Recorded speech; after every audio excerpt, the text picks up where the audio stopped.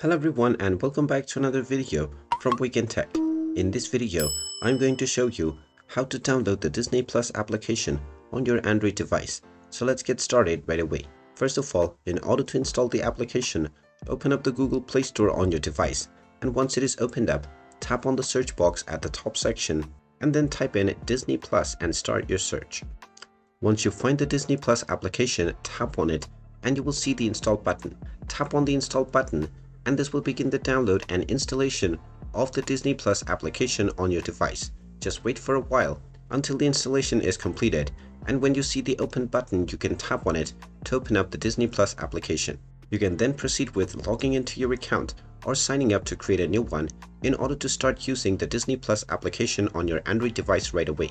And there you have it. That is how easy it is to download and install the Disney Plus application on your Android device.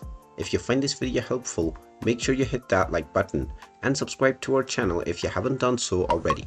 Also ring that notification bell to never miss another update from us. Thank you for watching and I will see you again in the next video.